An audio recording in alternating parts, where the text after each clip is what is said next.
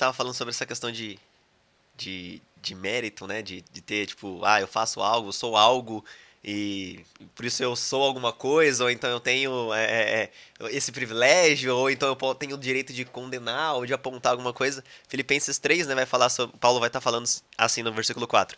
Em verdade, eu também poderia confiar na carne, ou seja, nas coisas que eu faço, que eu sei, o que eu sou. Se alguém pensa que pode confiar na carne, eu ainda mais. Fui circuncidado no oitavo dia, sou da linhagem de Israel, da tribo de Benjamim, hebreu de hebreus. Quanto à lei, eu era fariseu. Quanto ao zelo, perseguidor da igreja. Quanto à justiça que há na lei, irrepreensível. Então, ou seja, ele estava ali dizendo, se descrevendo, que ele era praticamente, tipo, perfeito.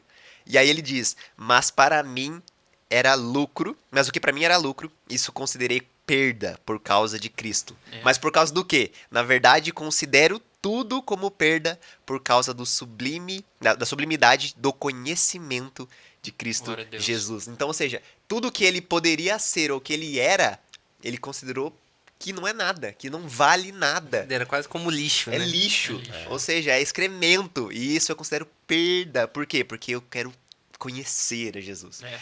E sabe, aí a gente vê que, se a gente for pegar a história de Paulo em Atos, nas epístolas que ele escreveu, cara, o cara ele sofria muito. Então, tipo, e ele não usava esse sofrimento como algo pra engrandecer a ele, mas pelo contrário, esse sofrimento ele tinha como um prazer.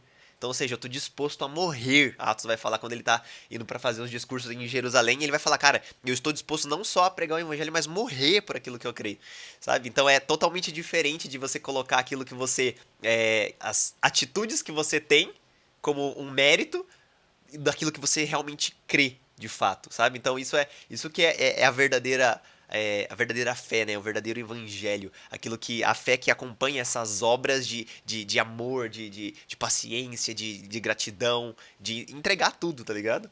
Cara, isso é muito legal, porque a gente esquece, né, hoje esse evangelho moderno, esse cristianismo moderno, às vezes a gente esquece, principalmente também porque no Brasil a gente não tem tanta perseguição assim, né, mas Sim. a gente esquece que o chamado evangelho é um chamado para morte.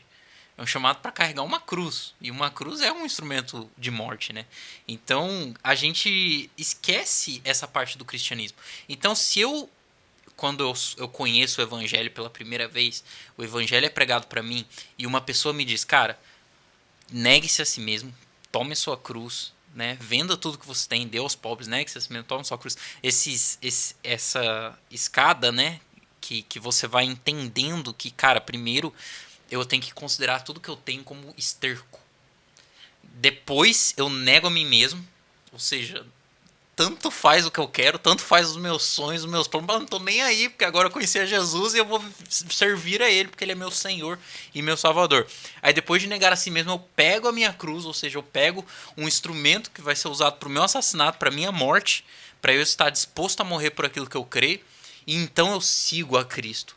Então, tipo assim, como o Luan disse, né, sobre essa questão de ir à igreja ser algo difícil. Porque a gente se esquece que, cara, tipo, que nem Paulo, se você tá disposto a morrer por Jesus, cara, ir pra igreja não vai ser nunca algo penoso. Por mais que você, sei lá, nossa, eu trabalhei das, sei lá, 1 da manhã, 4 da tarde e o culto é às 5. Tô cansadaço. Mas quando você olha pra, tipo.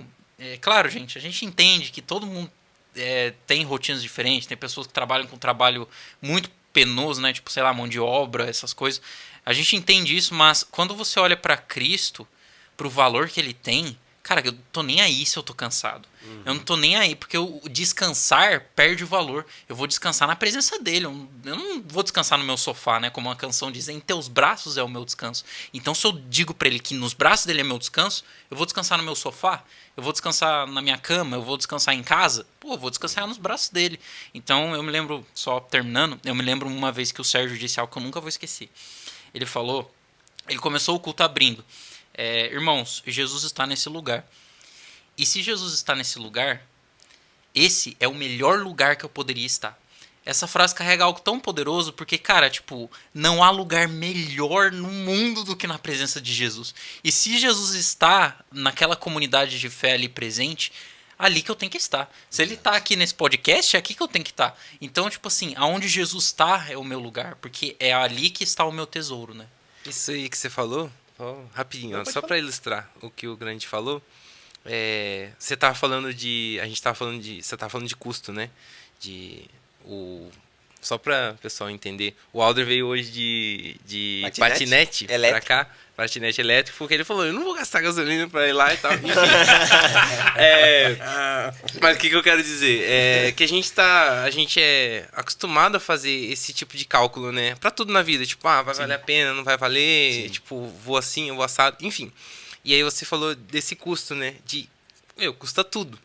E eu tava lendo uns tempos atrás um livro do Jonas Madureira chamado Custo do Discipulado. Nossa, esse livro é muito bom. Muito bom.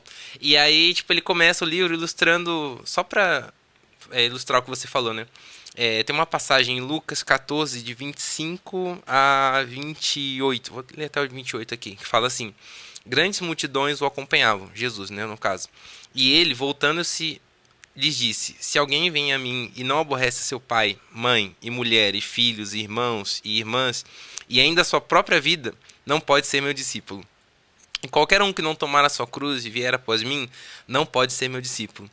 Pois qual de vós, pretendendo construir uma torre, não se assenta primeiro para calcular a despesa e verificar se tem os meios para concluir? Para não suceder que, tendo lançado os alicerces e não podendo acabar, todos os que a virem, zombem dele. E aí ele vai falar mais pra frente também, né? Sobre o apego, né? Enfim, ele dá 3 pontos aqui que não podem ser seus discípulos, né? O apego à família, ou né, à própria vida, apego material, apego... Enfim.